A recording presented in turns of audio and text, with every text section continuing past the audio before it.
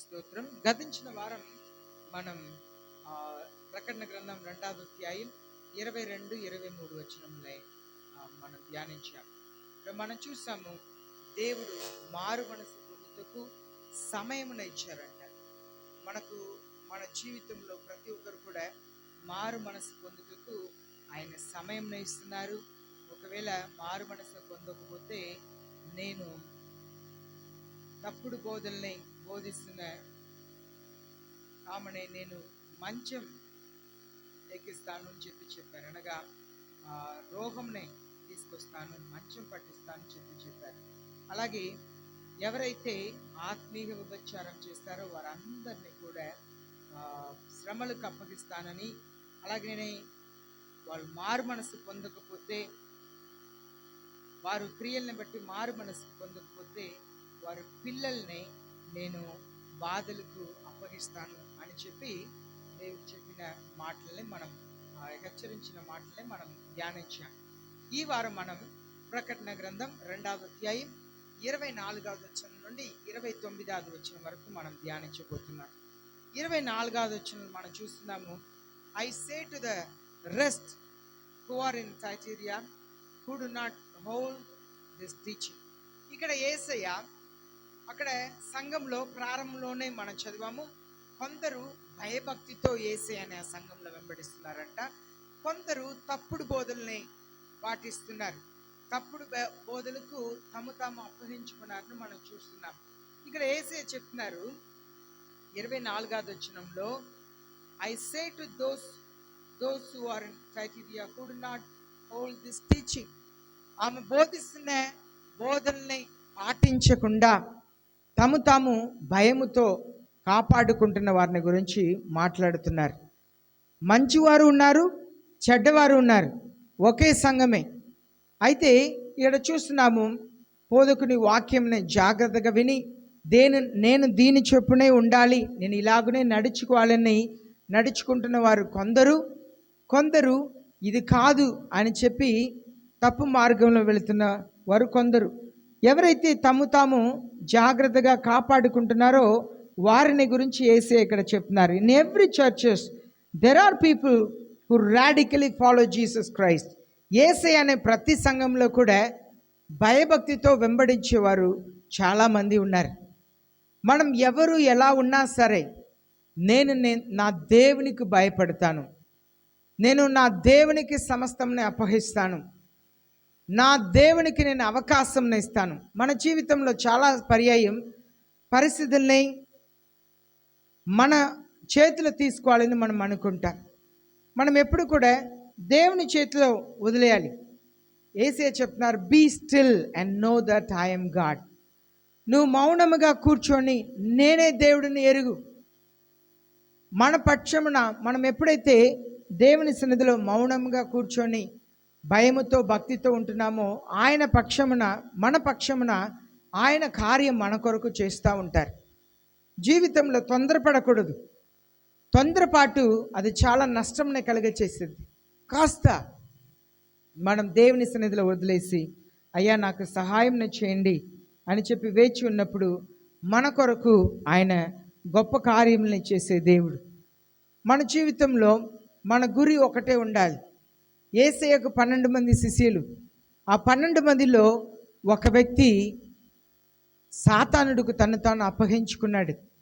ఎందుకు సాతానుడికి తను తాను అప్పగించుకున్నాడని చెప్తున్నానంటే, వాక్యంలో మనం చదువుతున్నాము, సాతానుడు అతనిలో ప్రవేశించాడంట. సాతానుడు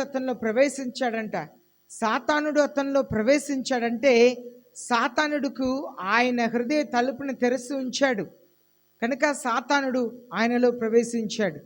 మనం మన హృదయంని జాగ్రత్తగా కాపాడుకోవాలి. హృదయం అన్నిటికంటే మోసకరమైనది, బహు వ్యాధి కలిగినది. దాంట్లో నుండి తప్పించుకోవటానికి మన హృదయంని తలుపేసుకొని జాగ్రత్తగా కాపాడుకోవాలి. యేసయ్య చెప్తున్నారు, నేను హృదయ తలుపుని తట్టుతున్నాను, ఎవరైతే నా స్వరంని విని తలుపుని తెరుస్తున్నారో నేను వారిలో వచ్చి వారితో సహవాసం చేస్తానని చెప్తున్నారు. కనుక మనం దేవుని సన్నిధిలో ఒకటే ప్రార్థన చేయాలి, అయ్యా నా హృదయంని నేను కాపాడుకున్నట్టుకు సహాయం చేయండి. వీరందరూ కూడా అదే తైతీయ సంఘంలోనే ఉన్నారు. ఈ సంఘమునకు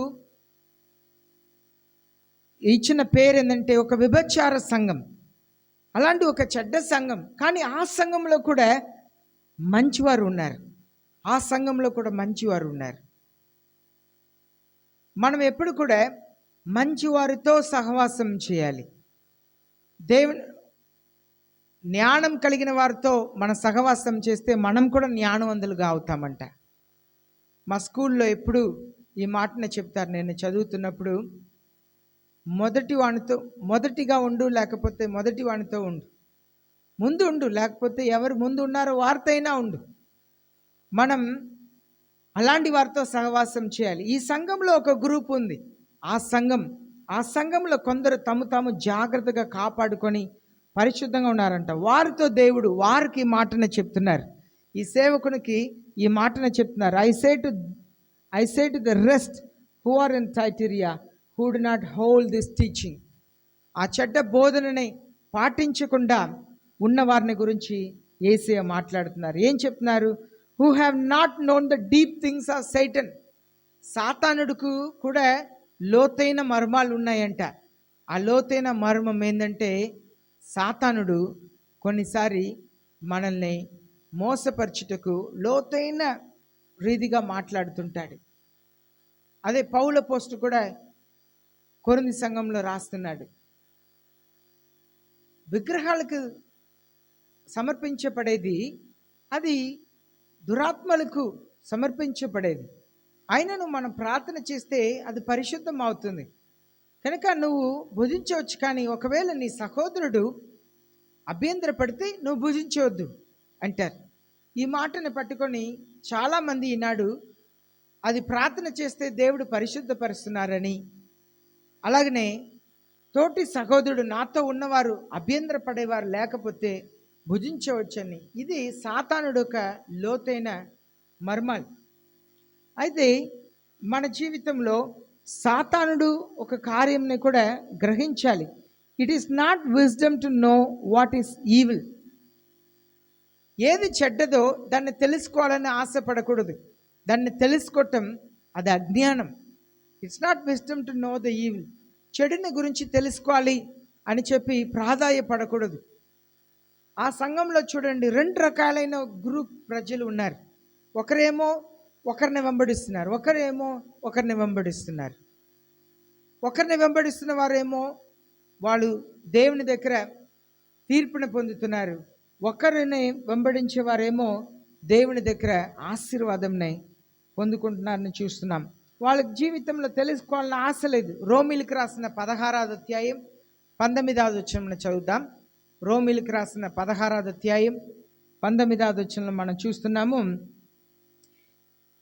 be wise in what is good and be innocent in what is evil. మంచి విషయంలో జ్ఞానం కలిగి ఉండాలంట, చెడ్డ విషయంని ఎరగకుండా ఉండాలంట. ఆ వచనం చదువుదాం. రోమీలకు రాసిన 16వ అధ్యాయం 19వ వచనం. రోమీలకు రాసిన 16వ అధ్యాయం 19వ వచనం. మేలు విషయమై జ్ఞానులను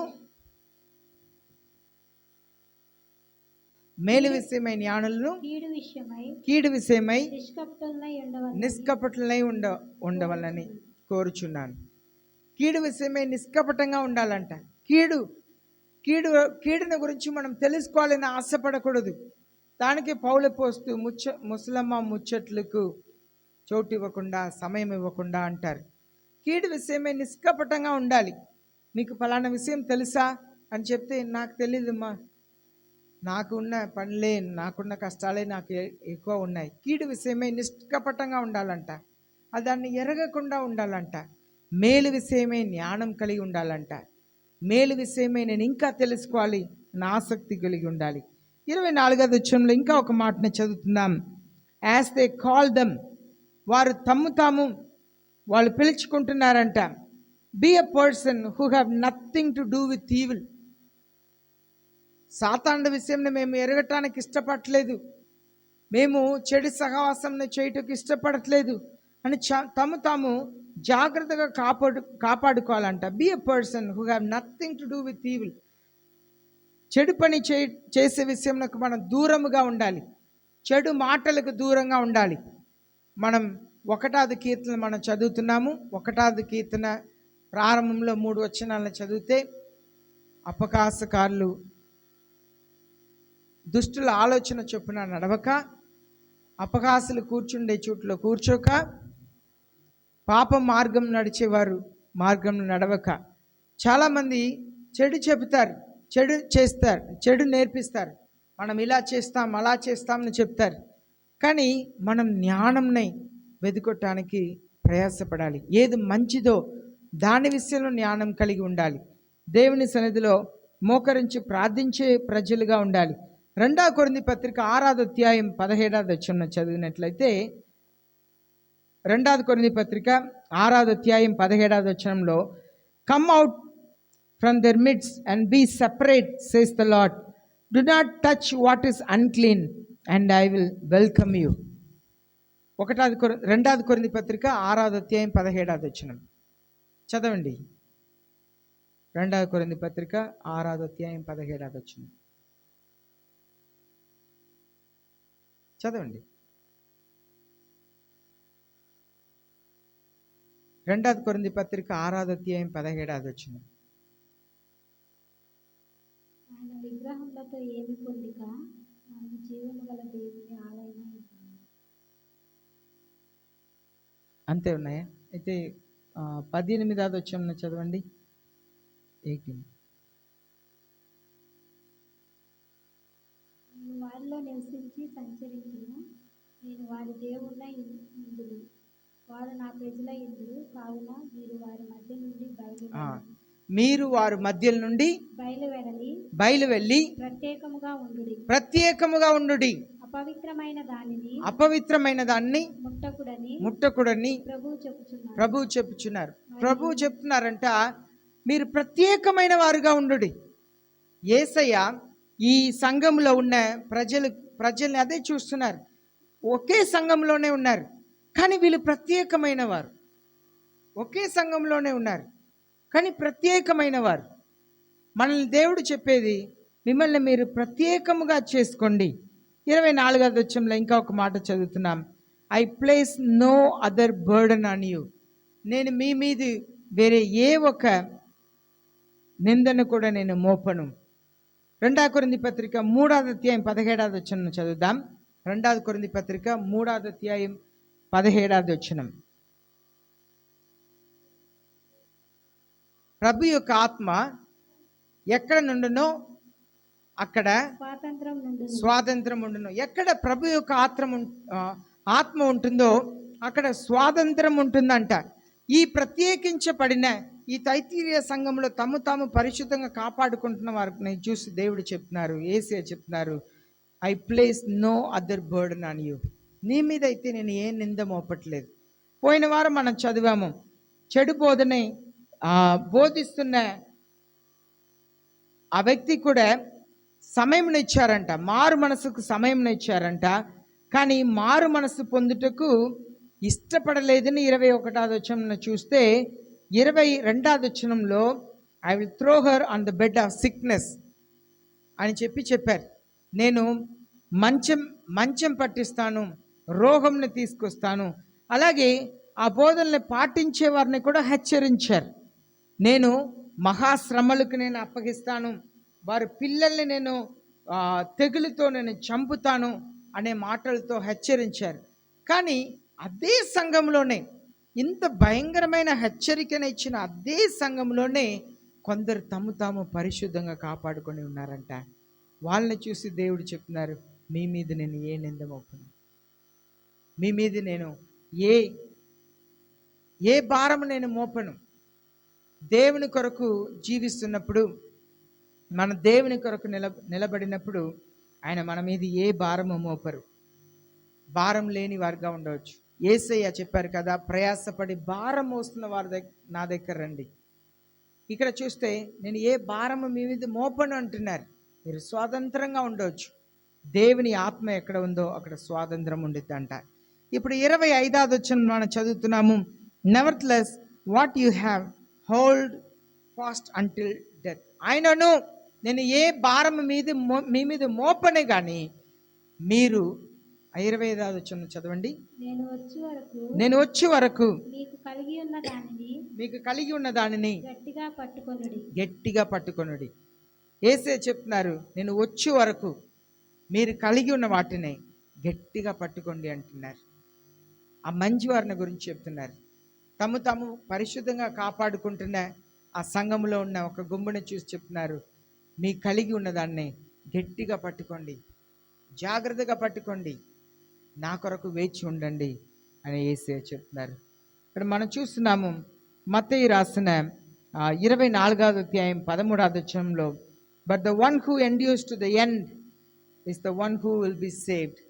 ఎవరైతే చివరి వరకు రక్షణను కాపాడుకుంటున్నారో వారు మాత్రమే రక్షించబడతారంట. అనగా చివరి వరకు మనం పోరాడుతూ ఉండాలి.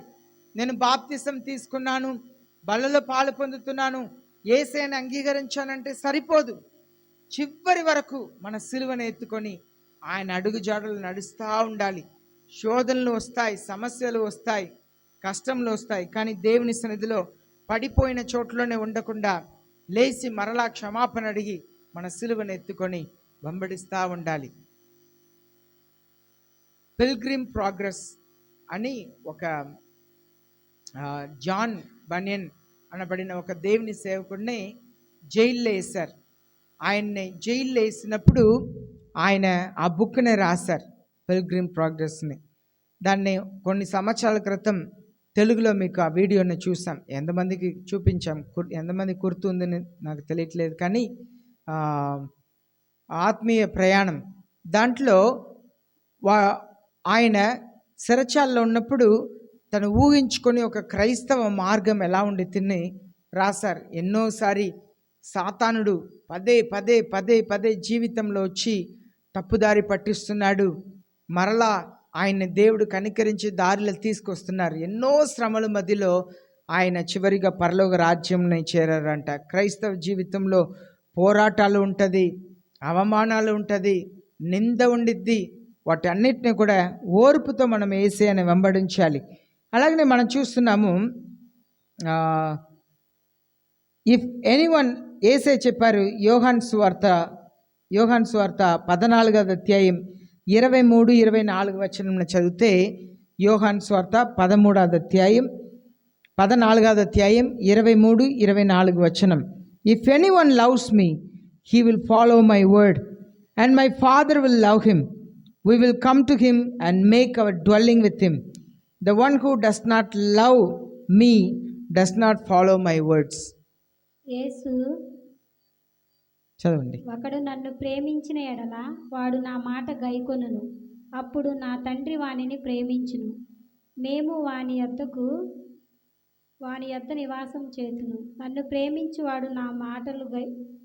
ప్రేమింపని వాడు నా మాటలు గైకొనడు. మీరు వినుచున్న నా మాట కాదు, నన్ను పంపిన తండ్రిదే. ఇక్కడ యేసయ్య చెప్తున్నారు, నన్ను ప్రేమించేవారు నా మాటల్ని పాటిస్తారు, నన్ను వెంబడిస్తారు. ఆయన చెప్తున్నారు, నేను పరలోకపు తండ్రి వారి మధ్యలో మేము నివసిస్తాం. నేను పరలోకపు తండ్రి వారి మధ్యలో మేము నివసిస్తాం. మన జీవితంలో మనం ఎన్ని కష్టాలు ఎన్ని నష్టాలు వచ్చినా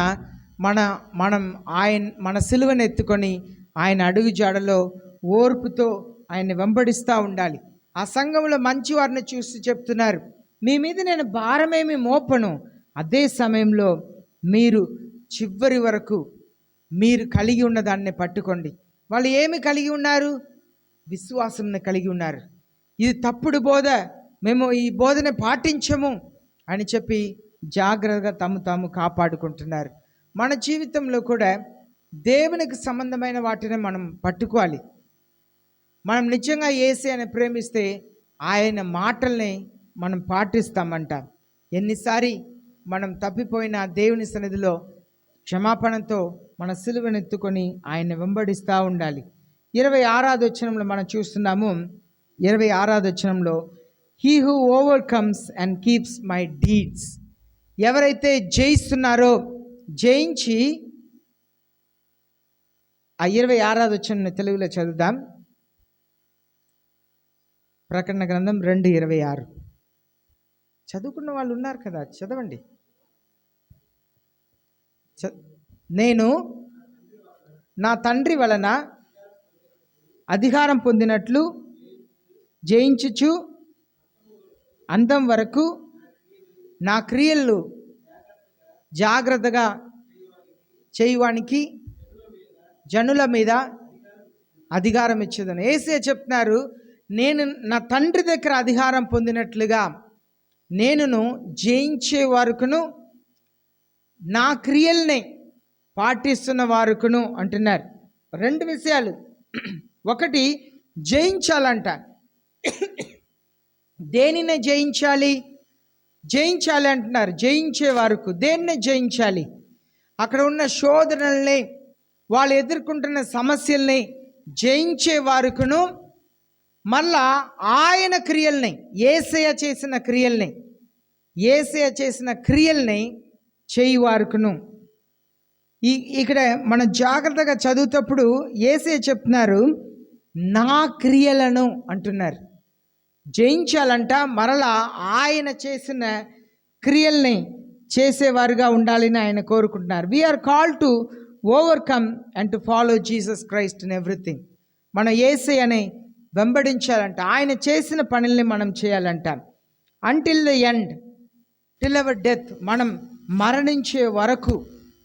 మరలా చూస్తున్నాము, to him I will give authority over nations. నేను రాజ్యాల మీద అధికారం ఇస్తాను అంటున్నారు. God has reward for every one who overcome and do what he did. ఆయన మనం జయించి ఆయన చేసిన పనుల్ని మనం చేసేటప్పుడు ఆయన మనకు బహుమానం ఇచ్చారంట.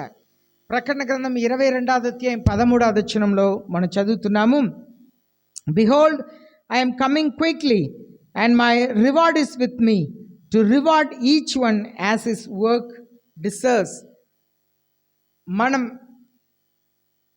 మన పనులకు తగినట్లుగా, మన కార్యములకు తగినట్లుగా ఆయన బహుమానంని ఆయన తీసుకొస్తున్నారంట. మనకు తగిన బహుమానంని ఆయన అనుగ్రహిస్తారంట. మనం చేయవలసిందంతా కూడా ఓర్పుతో, సహనముతో ఆయన్ని యథార్థంగా వెంబడిస్తూ ఉండాలి. 27వ వచనంలో మనం చదువుతున్నాము, he shall rule them with the rod of iron. ఎవరికి నేను అధికారం ఇస్తానో, నా తండ్రి నాకు అధికారం ఇచ్చిన ప్రకారం నేనైతే ఎవరికి అధికారం ఇస్తానో వాళ్ళు దేశాలని పరిపాలిస్తారంట. God children are ordinary people on earth now, but who are going to rule with Jesus in the days to come. ఈ లోకంలో సామాన్యమైన వారే దేవుని ప్రజలు, యథార్థమైన వారు, దేవుణ్ణి నమ్మకంగా వెంబడించేవారు సామాన్యమైన ప్రజలే.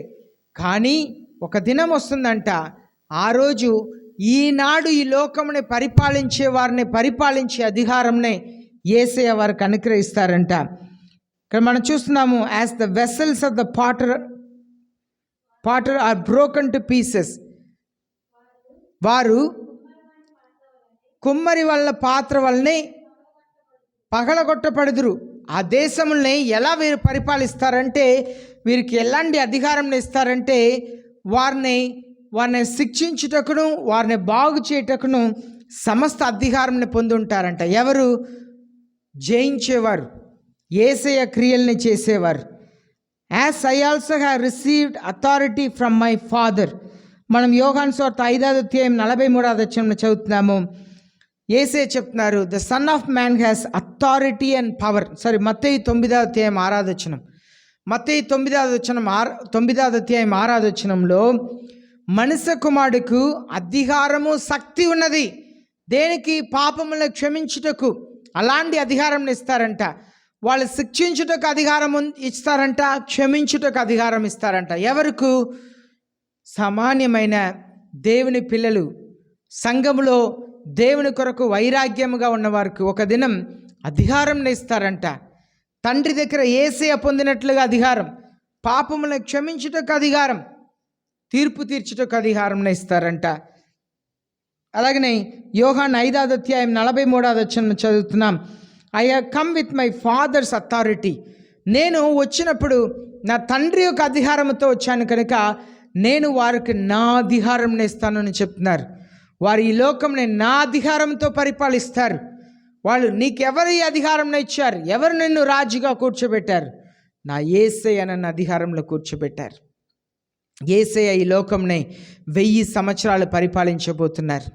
మన బ్రతుకాలం ఎంత అండి? మన బ్రతుకాలం ఒక 80 సంవత్సరాలు, ఒక 90 సంవత్సరాలు. అది కూడా చాలా కష్టం. ఎంతకాలం మనం బ్రతుకుతామో తెలీదు. 1000 సంవత్సరములు పరిపాలిస్తారంట యేసయ్య. వారితో పాటు జయించేవారును ఆయన క్రియల్ని పాటించి క్రియాపూర్వకంగా జీవించేవారును ఈ లోకంలో ఉన్న ప్రజల్ని పరిపాలిస్తారంట. 28వ వచనంలో మనం చదువుతున్నాము, I will give him the morning star.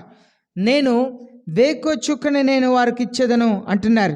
Jesus himself is the morning star. 2 పేతురు 1వ అధ్యాయం 19వ వచనంలో చూస్తున్నాము.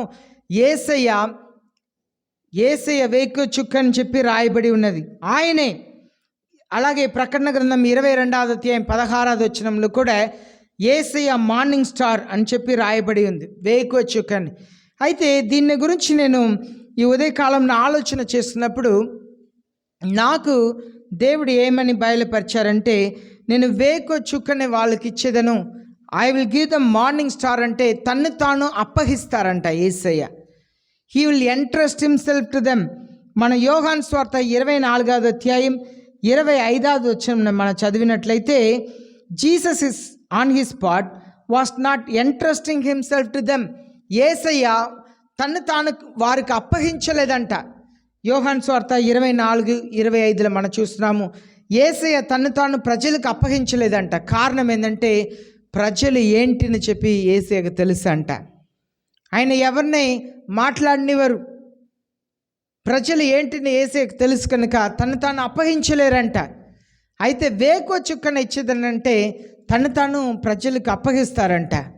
మన మరణం తర్వాత మన యేసయ్యతో నిత్యముగా జీవించినప్పుడు తను తాను మనకు అప్పగిస్తారంట.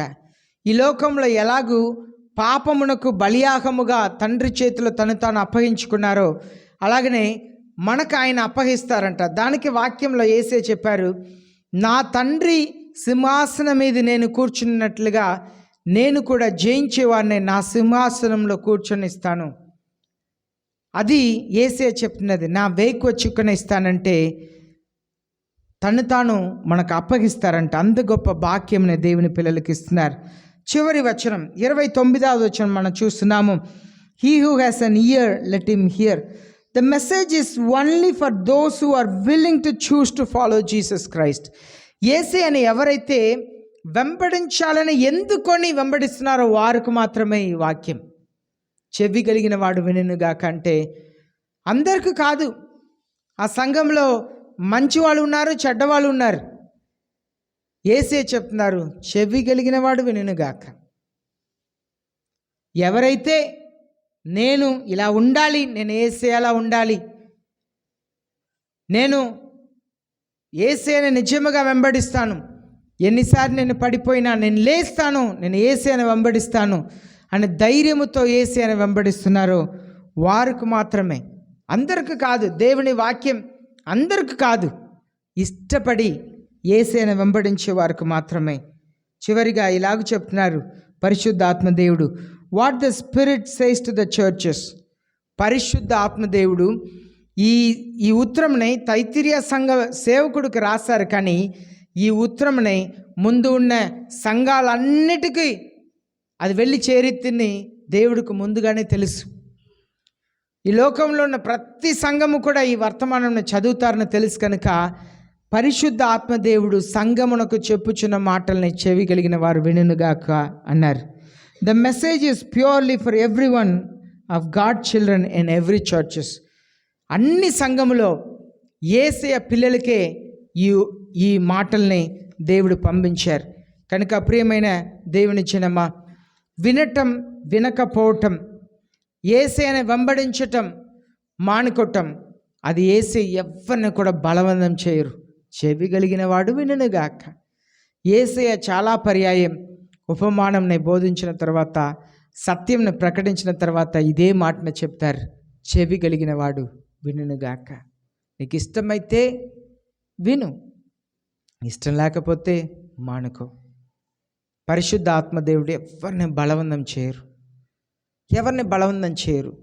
నువ్వు మారు మనసు పొందే తీరాలి, బలవంతం చేయరు. యూదా ఇస్కరియోతునే యేసయ్య బలవంతం చేయలేదు. బలవంతమే చేయక యేసయ్య చెప్పారు, యూదా నువ్వేం చేయాలి అని తలంచున్నావో త్వరగా చేయి పో అని పంపించారు. యేసయ్య మనల్ని బలవంతం చేయరు. ఒకే సంఘం, తైత్తిరీయ సంఘం. సేవకుడు సత్యంని బోధిస్తున్నారు, కొందరు సత్యంని వెంబడిస్తున్నారు, కొందరు అబద్ధ బోధని పాటిస్తున్నారు. కనుక మనం దేవునికి మనల్ని మనం అప్పగిస్తాం, అప్పుడు పరలోక రాజ్యంలో యేసయ్య తను తాను మనకు అప్పగిస్తారంట. మోకరిస్తాం, ప్రార్థన చేస్తాం. మన తైత్తిరీయ సంఘంని గురించి 4 వారాలు మనం ధ్యానిస్తున్నాం. గతించిన 4 ఆదివారాలు ఈ తైత్తిరీయ సంఘంని గురించి మనం ధ్యానిస్తున్నాం. ఎంతవరకు మీరు నేర్చుకున్నారు అని చెప్పి నాకు తెలియదు, కానీ మనం దేవుని సన్నిధిలో అడగాలి. అయ్యా యేసయ్యా, నేను కూడా ఆ తైత్తిరీయ సంఘంలో పరిశుద్ధులు ఎలా ఉన్నారో అలాంటి పరిశుద్ధుల సంఖ్యలో నేను కూడా ఉండాలి ప్రభువా. నేను పరిశుద్ధులు సంఖ్యలో నా పేరు ఉండాలి ప్రభువా. నన్ను కనికరించండి, నాకు కృప చూపించండి, దయచేయండి యేసయ్యని మనల్ని మనం సమర్పించుకొని ప్రార్థన చేసేటప్పుడు దేశాలని పరిపాలించే కృపని దేవుడు అనుగ్రహిస్తారంట. మహాప్రేమ కలిగిన మా పరలోకపు తండ్రి, పరిశుద్ధముల దేవ, గతించిన 4 వారాలు తైత్తిరీయ సంఘముని గురించి నేర్చుకునే కృపను మాకు దయచేశారు. ఎన్నో సత్యములు మేము బోధించాం. అయ్యా యేసయ్య విన్నాము. అయ్యా యేసయ్య నిజముగా మా జీవితంలో అయ్యా ప్రాణమున్న వరకు మిమ్మల్ని యథార్థంగా వెంబడించుటకు, మా సిలువను ఎత్తుకొని మిమ్మల్ని వెంబడించుటకు మాకు సహాయం చేయండి. మాకు కృప చూపించండి తండ్రి. మమ్మల్ని కనికరించమని, మాకు దయ చూపించమని, మీరే మాకు సహాయం చేయమని యేసయ్య పరిశుద్ధమైన నామంలో ప్రార్థిస్తున్నాం పరలోకపు తండ్రి. ఆమేన్. అందరూ కూడా లేచి నిలబడి మన విలువైన కాணிకని దేవునికి సమర్పిస్తాం. హల్లెలూయా. స్తోత్రం.